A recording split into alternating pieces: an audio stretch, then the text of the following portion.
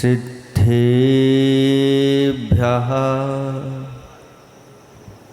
ॐ नमः सिद्धेभ्यः ॐ नमः सिद्धेभ्यः। निर्मल जल सामने है जिनका, चंदन से है दिव्य वचन। अक्षत सम अक्षत है श्रद्धा, सुमनों सा सुंदर है तन। नैवेद्य चरित्र जान है दीपक, बस विधि करते धूप दहन। ध्यान सुफल है अर्घ्य समाधि, मुनिवर तुमको नित्य नमन। अनर्घ्य पद को पाने गुरुवर, मेरा अर्घ्य समर्पित है।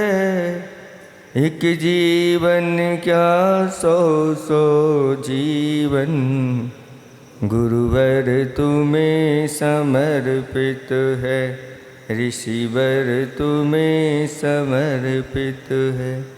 देवादिदेव एक खजराट कैवल्य कमलापति श्री आदिनाथ भगवान की जय। देवादिदेव एक खजराट घाटोल के बड़े बाबा श्री वासु पूज्य भगवान की जय। देवादिदेव एक खजराट वर्तमान शासनक महावीर भगवान की जय। परम पूज्य स्वाट आचार्य पेवर गुरुवर श्री विद्यासागर जी महामुनिराज की जय। 3 कम 9 करोड़ मुनिराजों की जय। उत्तम त्याग धर्म की जय। बोलो विमल सागर जी महाराज की जय। बोलो मुनि संघ की जय। धर्म स्नेही भव्य आत्माओं, कल उत्तम तप धर्म था और आज और उसके पहले संयम। अब संयम धारण कर लिया, अब कुछ सब त्याग कर दिया। परिग्रह आदि 10 प्रकार के, और फिर तपस्या भी प्रारंभ कर दी। अब क्या बचा है? उसके बाद भी अब त्याग करना। इतने उपवास कर रहे हैं महाराज, 10-10 उपवास हो रहे हैं, 16-16 उपवास हो रहे हैं। अब अपनी तपस्या चल रही है और 10 दिन से 8वां दिन है आज, हम लोगों का संयम भी चल रहा है। अब और कौन सा त्याग करें?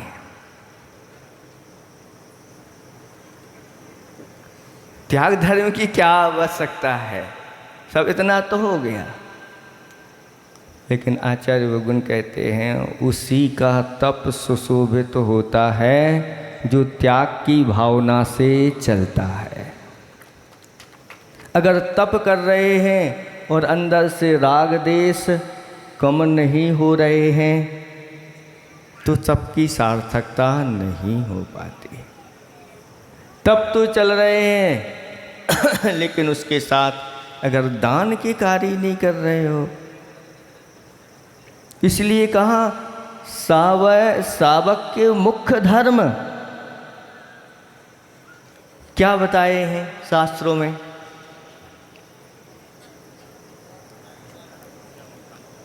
स्वाध्याय मुख्य धर्म बताया। आपने इंद्रियों का संयम विधान कर लिया, वो भी आपका मुख्य धर्म है क्या?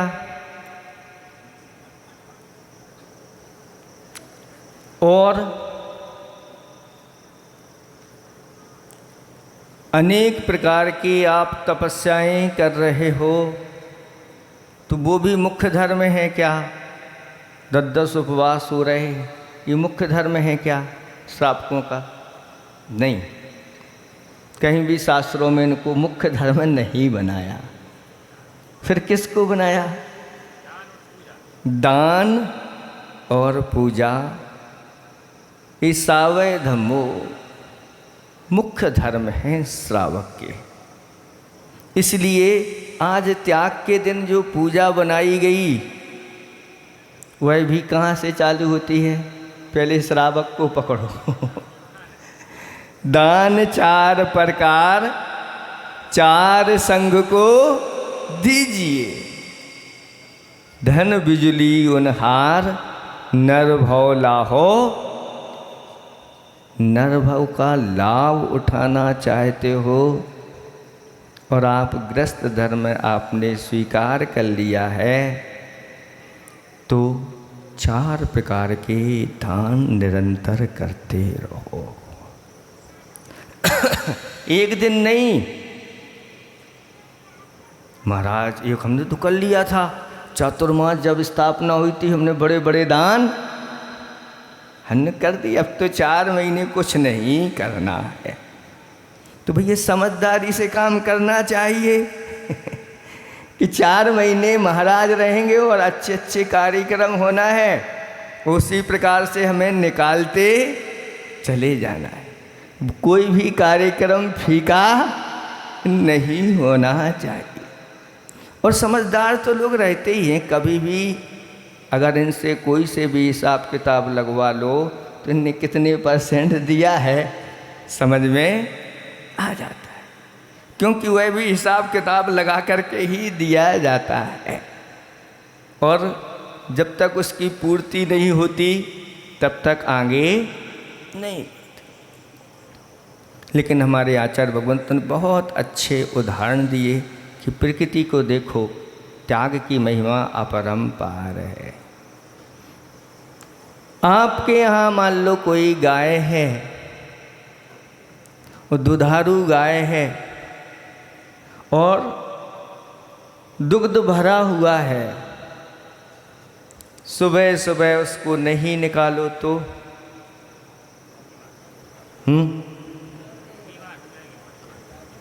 गाय को आकुलता होगी, उसको पहले निकालो।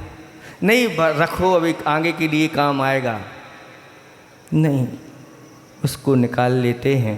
फिर शाम को पुनः फिर तैयार, शाम का निकाला सुबह फिर तैयार। ऐसे ही कुएं की दशा होती है, कुएं में से आप निकालो तो फिर पुनः वह भर जाता है। आपको अगर अच्छा बीज चाहिए है, धान्य चाहिए है तो पहले त्याग करो। पहले भूमि कहती है त्याग करो, तुम्हारे अंदर त्याग की कितनी भावना है देखते हैं, फिर आपको मिलेगा। उस भूमि में जब बीज डाल देते हैं तो वह एक बीज डालते हैं और मिलता कितना है, बहुत सारे बीज मिलते हैं। इस सब उदाहरण फल भी देखो, वृक्ष जो होते हैं वह वृक्ष पहले अपने पुराने पत्तों का त्याग करते हैं, फिर उनके अंदर नए नए पत्ते आते हैं। फल भी उनके अंदर जो लगे उन फलों का त्याग करते हैं, फिर इसके बाद उनके पास आते हैं। ये प्रकृति भी आपको बता रही है कि बात्माओं, अगर आप अपने धन की सार्थकता करना चाहते हो तो फिर त्याग को अपनाओ। यह जीवन भी बहुत अच्छा बनेगा और परलोक भी तुम्हारा अच्छा बनेगा। प्रश्नोत्तर रत्नमालिका बहुत सारे लोगों ने सुनी है, उसके उपसंहार में बहुत अच्छी पंक्तियाँ उन्होंने एक प्रश्न अंतिम कर दिया कि चिंतामणि रत्न के समान दुर्लभ इस संसार में क्या है, कौन सी वस्तुएं हैं? तो उन्होंने कहा सुनो, 4 भद्र हैं, 4 ये कल्याणकारी वस्तुएं हैं। कौन सी हैं जो चिंतामणि रत्न के समान दुर्लभ हैं? तो दानम, त्याग नहीं, प्रिय वाक्य सहितम दानम, दानम प्रिय वाक्य सहितम, जो दान प्रिय वचनों के साथ दिया जाता है और अपने आप को सौभाग्य मान करके मैं ऐसा करना चाहता हूँ। कल शाम को हुजूर सज्जन आपके घाटोल के हमारे पास आए और महाराज मेरे अंदर ऐसी भावना हो रही है, और पिताजी ने अपना जीवन ऐसे ही दानमय निकाला है। वह हमेशा हमेशा दान में आगे रहते थे और वासुपूज भगवान को हमेशा याद करते थे, और 12 का अंक जरूर वह अपने आगे लगा देते थे।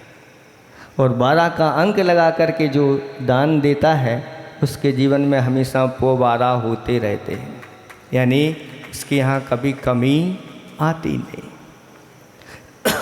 और हमारी भी भावना है, 1-1.5 साल से विचार किया था कि पिताजी तो सब कुछ हमारे लिए दे के गई है, लेकिन उनकी स्मृति में उन्होंने इतना बड़ा कार्य किया, अंत समय में संयम को धारण करके और अपने जीवन को सफल कर लिया, तो क्यों ना ऐसा दान हम भी निकालें।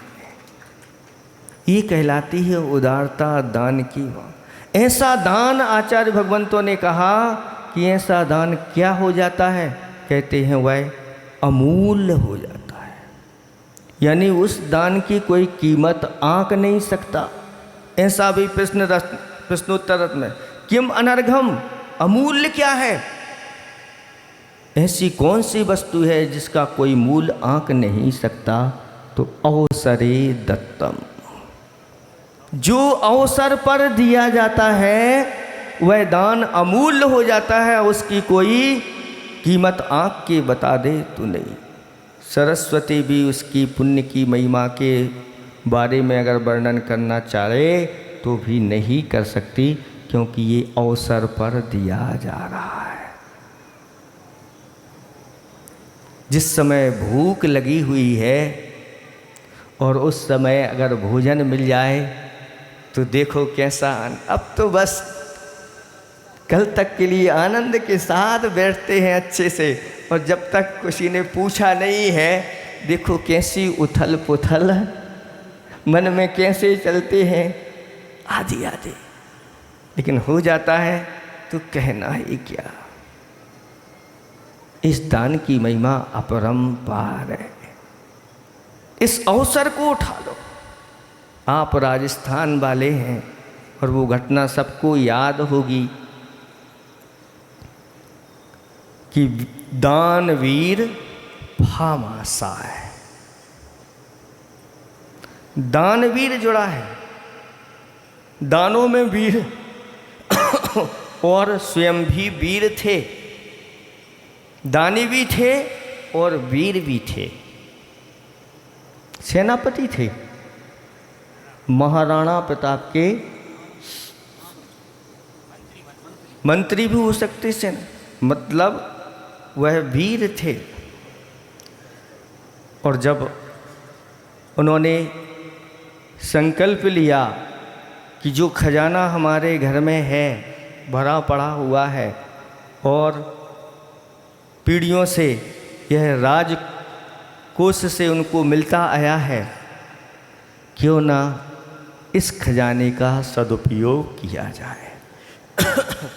और उन्होंने विचार बना लिया और संकल्प ले लिया कि जो आबू के निकट दिलवाड़ा है वहाँ भव्य जिनेंद्र भगवान के बड़े बड़े जिलालय बनवाना है। और उस समय सब कुछ हिसाब किताब लगा करके 25-30 करोड़ का खर्च आएगा, और उसके द्वारा ऐसे ही मंदिर भव्य बनाए जाएंगे जो हजारों वर्षों तक सुरक्षित। आज भी वह मंदिर सुरक्षित है, देख लो।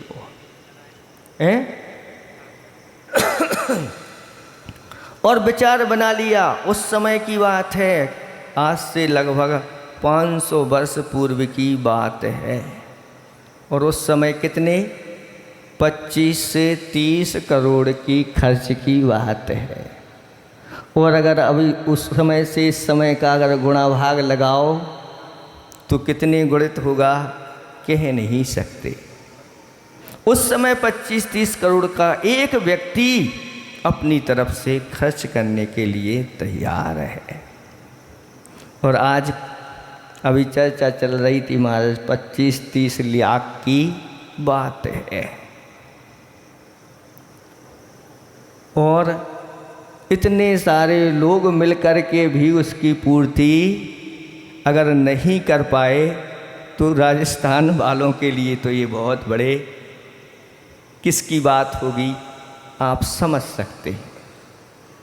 जहाँ इस प्रकार का विचार बनाया और काम भी प्रारंभ हो गया था, लेकिन अचानक क्या हुआ कि राज्य पर आक्रमण हो गया शत्रु पक्ष का, और शत्रु पक्ष से युद्ध करते हुए हल्दी घाटी में बहुत जनहानि और धनहानि राणा जी को उठाना पड़ी। और स्थिति ऐसी बनी कि सब कुछ छोड़ करके जंगल की शरण लेनी पड़ेगी। लेकिन फिर भी उन्होंने अपना आत्मसमर्पण शत्रु के लिए नहीं किया। जंगल में रह कर के घास की रोटी भी उन्होंने खानी पड़ी, लेकिन कभी उन्होंने अभक्ष आदि का भक्षण नहीं किया। और विचार कर रहे थे कि आगे कैसे क्या स्थिति होगी। लोग सहयोग देने के लिए तो आ रहे हैं, लेकिन धन के अभाव में कुछ होने वाला नहीं आगे जा कर के। और अपने बच्चों को भूखा देखते हुए ऐसा मन में आया कि अब तो आत्मसमर्पण कर दिया जाए, उसी में ही ठीक है। ये बात जब भामाशाय के कान में पहुंचती है तो भामाशाय आ जाते हैं महाराणा प्रताप के पास और कहते हैं हमने ऐसा ऐसा सुना है। तो कहते हैं हाँ भामा, तुमने ठीक ही सुना है, क्योंकि अगर हम सैनिक तैयार कर लें, लोग हमारी मदद करने के लिए भी तैयार हैं, लेकिन अगर उन सैनिकों के भोजन की व्यवस्था नहीं हुई और भी जो युद्ध आदि की सामग्री होती है उसकी व्यवस्था नहीं हुई, तो आगे हम किसी प्रकार से विजय प्राप्त नहीं कर सकते। और हम अपने बच्चों को अब भूखा देखना नहीं चाहते, इसलिए हम शत्रु पक्ष के लिए आत्मसमर्पण करने के विचार बना लिए। तब भामाशाय ने कहा कि राजन, आप इस प्रकार का विचार कर रहे हो, आपका ये सेवक कब काम आएगा? धैर्य रखो, ऐसा आपको नहीं करना है, और हो सकता है कुछ व्यवस्था जरूर होगी, और मैं घर जा रहा हूँ, इसके बारे में विचार करके फिर पुनः तुम्हारे पास आऊँगा। और घर पहुँच जाते हैं और चिंतन में लीन हैं भामाशाय। इतने में पत्नी पूछती है, क्या चिंतन कर रहे हो? तो कहा, अभी मिलकर के राजा साहब से आए हैं और वह विचार कर रहे हैं कि मैं अपना आत्मसमर्पण कर दूं। तब पत्नी कहती है, क्यों? क्योंकि उनके पास धन का अभाव है। पत्नी कहती है कि उनके पास धन का अभाव है, तुम्हारे पास तो धन का अभाव नहीं है, ये सब भरा पड़ा है, कब काम आएगा? ले जाओ इसको, और जितने मेरे आभूषण हैं पूरे के पूरे आभूषण इनको भी ले जाओ और जाकर के राजा को समर्पित कर दो। और ऊँटों पर भर कर के सारा वैभव और लाद करके पहुंच जाते हैं महाराणा प्रताप के पास। और महाराणा प्रताप देख करके आश्चर्यचकित हैं। तो कहते हैं, भामा, ये क्या है? ये सब आपका ही है और ये हम आपके लिए समर्पित करते हैं। तो कहते हैं राजा कि भामाशाय, ये धन तो तुमने मंदिर बनाने के लिए संकल्पित किया है, इसको मैं नहीं ले सकता। तब भामाशाह ने कहा कि राजन, मंदिर निर्माण से पहले राष्ट्र निर्माण बहुत जरूरी है। अगर मंदिर निर्माण हो गए और राष्ट्र का निर्माण नहीं हुआ तो ये मंदिर भी कुछ काम के नहीं रहेंगे। उसके पहले राष्ट्र निर्माण की बात होनी चाहिए, और राष्ट्र निर्माण अगर हो गया तो सब सुरक्षित होगा, धन भी सुरक्षित रहेगा, धर्मात्मा भी सुरक्षित रहेंगे, जन महाजन सभी सुरक्षित रहेंगे। इसलिए मैं आपसे प्रार्थना करता हूँ, आप इसको स्वीकार करिए। ऐसा कहते हुए महाराणा प्रताप ने भामाशाह को गले लगा लिया और उनकी आंखों में से आंसू आ गए। धन्य हैं ऐसे त्यागी, ऐसे समर्पण करने वाले, और कहाँ हम हिसाब किताब लगाने वाले। कब ऐसी भावना हमारे अंदर से जागृत होगी अपने धर्म के लिए और धर्मात्माओं के लिए? जिस दिन ऐसी भावना जागृत हो गई, समझ लेना मनुष्य जीवन सार्थक हो गया।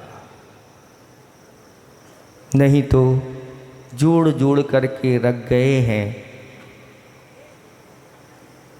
पूरे जीवन भर सिर फोड़ते रहे, धन कमाते रहे, पुत्र के निमित्त से, स्त्री के निमित्त से, अपने कुटुंब के निमित्त से, और अनादिकाल से यही करते आए हैं, और सब छोड़ करके चले जाते हैं, और संसार का परिभ्रमण निरंतर होता रहता है।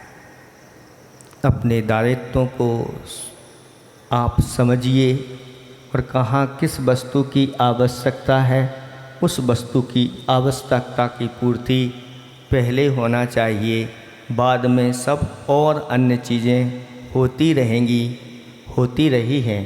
क्योंकि आप लोगों की बुद्धि किस प्रकार की चलती है ये तो सब जानते ही हैं। अगर आप लोगों को ऐसे संग ना मिलें तो आपका कोई त्याग दान आदि होता ही नहीं। जब हम यहाँ पर आ रहे थे चातुर्मास के लिए, किसी महाराज के पास खबर पहुँची कि महाराज तो घाटुल जा रहे हैं। तो कहते हैं घाटुल क्यों जा रहे हैं, वहाँ तो कोई धर्मशाला भी संतशाला भी नहीं है। वो उस समय आए होंगे महाराज जब यहाँ कोई संतशाला आपकी नहीं थी। तो जब देख के गए होंगे तो इनके यहाँ तो कहीं रुकने की संतशाला भी व्यवस्था नहीं है, चतुर्मास करके क्या करोगे।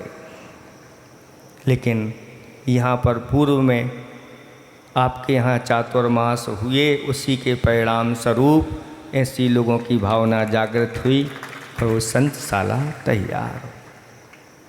धीरे धीरे करके इस प्रकार के आपके अंदर भाव जगाते रहते हैं। 700 साल बाद आपके भाव जागे हैं अपने आराध्य के लिए ऐसी भव्य वेदी प्रदान करने के। 700 साल के अंदर नहीं हो पाए, कोई ऐसे प्रेरणा देने वाले आपको नहीं मिल पाए। अगर प्रेरणा नहीं दो तो बस रखते चले जाते हैं, जोड़ते चले जाते हैं, और अपने जीवन को।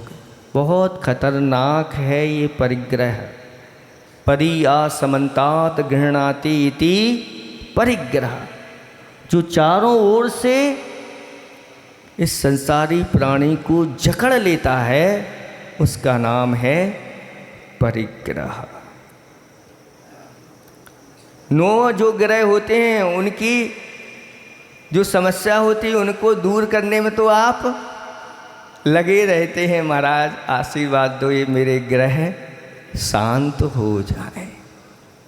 और जो 10वां ग्रह है परिग्रह, उसकी शांति, उसको तो आप क्या मानते हैं। ये तो 5 पापों में परिग्रह एक पाप है। उस पाप को अगर पुण्य में बदलना चाहते हो तो कैसे बदलना है। तो कहते हैं दानम प्रिवाक्य सहितम, अच्छे वचनों के साथ अहोभाग्य मान करके मेरा यह धन ऐसी जगह लग जाए, सार्थक हो जाए। और ज्ञान मवर्गम, ज्ञान हो जाए और उसका गर्व ना हो। क्षमान वितम शौर्यम, तीसरा है क्षमा से युक्त शौर्य हो। चौथे नंबर का त्याग सहितम चा वित्तम, जिसका वित्त, जिसका धन त्याग से सहित है वह बहुत दुर्लभ है, चिंतामणि रत्न के समान है। चिंतामणि रत्न आप लोगों ने देखा है? नहीं देखा तो शास्त्रों में लिखा है कि जो पुण्यशाली होते हैं उन्हीं को ये चिंतामणि रत्न मिलता है।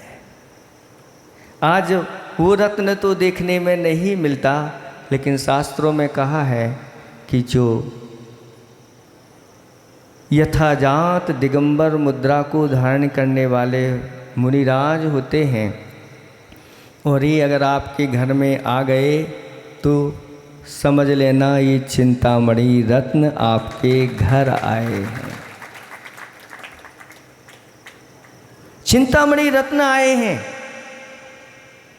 और अगर आपने अच्छे भाव संजो लिए और उस अवसर का लाभ उठा लिया तो ऐसा पुण्य का संचय होगा कि चिंतामणि रत्न भी उसके आगे फीका पड़ जाएगा।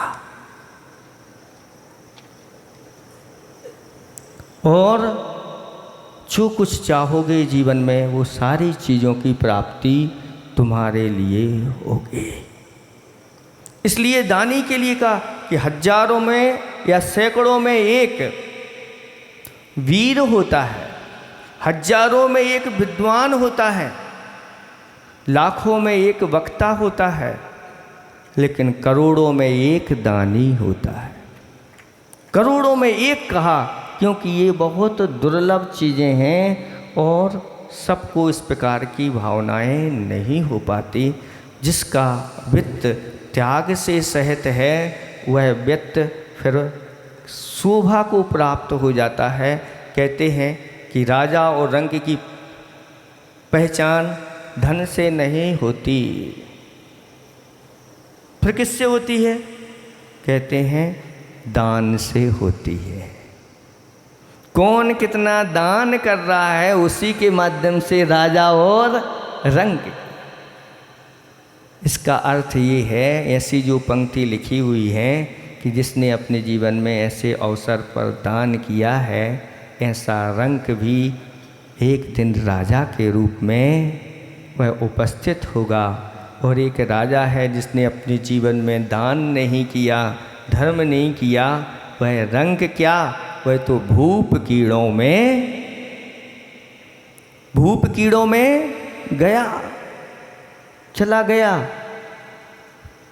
आप लोग अच्छी तरह से एक एक अक्षरों को अच्छी तरह से उसके पढ़ना चाहिए, सुनना चाहिए, अक्षरों के भावों में जाना चाहिए। ये पर्युषण पर्व के 10 दिन की पूजा अपने आप में ऐसी पूजा है कि हमें उपदेश देने की ज़रूरत नहीं। बस वो पंक्ति आप उसका अर्थ अपने अंदर उतार लो, आपके लिए उपदेश हो गया। कि एक भूप हो करके कीड़ों में चला गया, कहीं ऐसा तो नहीं हमारा जीवन भी ऐसा ही हो जाए और हम वंचित रह जाएं। इसलिए इन सब से आपको शिक्षा लेना है, क्योंकि बिना त्याग के शुद्धि नहीं हो पाती। और जो त्याग करते हैं उनकी शुद्धि होती है और धन वृद्धि होती चली जाती है। शास्त्रों में ये उदाहरण दिए कि आप अगर अपने आप धन को शुद्ध करना चाहते हो और उस धन की वृद्धि करना चाहते हो तो अब उसको दान में लगाओ, त्याग में लगाओ, परोपकार में लगाओ, होता चला जाएगा। ब्याज पे हम दे देते हैं कोई धन तो वह दो गुना हो करके पुनः वापस आ जाता है। उसको अगर व्यापार में लगा देते हैं 4 गुना हो जाता है। उसको अगर हम भूमि में बो देते हैं तो वह 100 गुना हो जाता है। और अगर उसको धर्म रूपी सप्त क्षेत्रों में लगा दिया तो कहते हैं वह कितना गुणा, तो उसका कोई गुणा भाग नहीं, अनंत गुणा फल उसकी प्राप्ति है। अनंत का अर्थ होता है उसका कभी अंत नहीं आता। इसलिए त्याग की भावना के साथ श्रावक तो दान 4 प्रकार का करता है। अब मुनिराज क्या करें? तो मुनिराज राग देश आदि का त्याग करके अपनी साधना करें। साथ साथ में ये भी कहा कि अब उनके पास क्या है दान करने के लिए? तो कहा कि धनी साधु शास्त्र अभय देवैया। त्याग राग विरोध को बिन नहीं श्रावक साधु दोनों नहीं लाए बोध को, ऐसा पंक्तियों में है। अब साधु भी दान करते रहते हैं, किसका? तो अभय दान, ये बहुत बड़ा दान सभी जीवों को उनके द्वारा हो रहा है। दूसरे नंबर का कौन सा दान है? तो शास्त्र दान है, ज्ञान दान है। निरंतर ज्ञान दान करते रहते हैं और आपको प्रदान करते रहते हैं। आप भी शास्त्रों को, साधुओं के लिए शास्त्र दान करते हैं और साधु भी आपके लिए शास्त्र दान करते हैं। कैसे करते हैं? लो शास्त्र ले जाओ, ये ऐसा नहीं। जो शास्त्र आपने दिया है उस शास्त्र में क्या लिखा है उसका खुलासा शब्दार्थ सहित कर देते हैं और बता देते हैं कि आपको क्या करना चाहिए क्या नहीं। कुछ पंक्ति कह के अंत में समाप्त करेंगे। इसमें पूरा सार एक कवि महोदय ने त्याग या दान के बारे में रख दिया। दीनहीन दुखियों को दया कर दान देहु,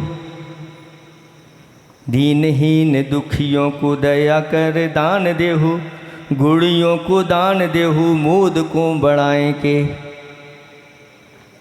और द्रव्यहीन धर्मनी को गुप्त द्रव्य दान देहु, मुनियों को दान देहु भक्ति चित्त लाए के। औषध आहार अभ शास्त्र दान 4 मुख, शक्ति अनुसार देहु संपत्ति कमाए के। और दान ही से रिद्धि सिद्धि, दान से ही होए वृद्धि, देहु दान मक्खन मनुज जन्म पाए के। ये मक्खन कौन है? ये कवि हुए हैं और वो आपको और अपने आप को मक्खन स्वयं को अपने संबोधन करते हैं, मक्खन आप कौन हैं? आप सज्जन हैं। वो मक्खन थे। आप सज्जन इस प्रकार से कहाँ कहाँ कैसे दान देना चाहिए, सभी प्रकार के दान करते रहना चाहिए। दीन दुखियों को भी देना, गुड़ियों को भी देना, और जो जिनके पास द्रव्य नहीं है, सुनो, यहाँ मंदिर के लिए या सप्त स्थानों के लिए सोचना पड़ रहा है। और शास्त्रों में कहा है कि अपना कोई अगर गरीब साधर्मी भाई है और आपके पास अगर धन है और रखा हुआ है, उसका कोई सदुपयोग नहीं हो रहा है, तो वह अपने साधर्मी भाई को दीजिए। ऐसे शास्त्रों में सैकड़ों उदाहरण हैं और दिए गए। इस और मुनियों को दान दो। मुनियों को किस प्रकार से देना? तो नवधा भक्ति के साथ, प्रिय वचनों के साथ दान देना चाहिए। और वो 4 प्रकार का दान, औषध दान, आहार दान, उपकरण दान और साथ साथ में ज्ञान दान या आवास दान आदि इस प्रकार के दान कहे गए हैं। ये अब संपत्ति को पा करके इनको देना चाहिए, क्योंकि इस दान से ही रिद्धि भी होती है, सिद्धि भी होती है और वृद्धि भी होती है। बीच में दान का अभाव रहा, आप लोग स्वयं बताते हैं महाराज, यहाँ की स्थिति भी अच्छी नहीं थी। लेकिन कुछ वर्ष पूर्व में यहाँ पर जब पंच कल्याणक हुए तो आपके भी धीरे धीरे भाव बनते चले गए और आज अच्छी स्थिति में हैं। और हम चाहते हैं कि अच्छी स्थिति में आप अच्छी स्थिति में नहीं रहो। सुन रहे हैं आप लोग? अच्छी स्थिति नहीं, बहुत अच्छी स्थिति आप लोगों की बने और यहाँ की चर्चा सिर्फ राजस्थान में ही नहीं, पूरे के पूरे भारत देश में पहुँचे कि ये लोग, इन्होंने दान में अपना हमेशा हमेशा हृदय खोला है और आज ये अपने आप में संपन्न हैं, कोई कमी नहीं। पासो पूज्य भगवान की कृपा से सब अच्छा चल रहा है। अहिंसा परमो धर्म की। जैसे ही परसों यहाँ के अधिशायकारी मूल नायक के सिर पर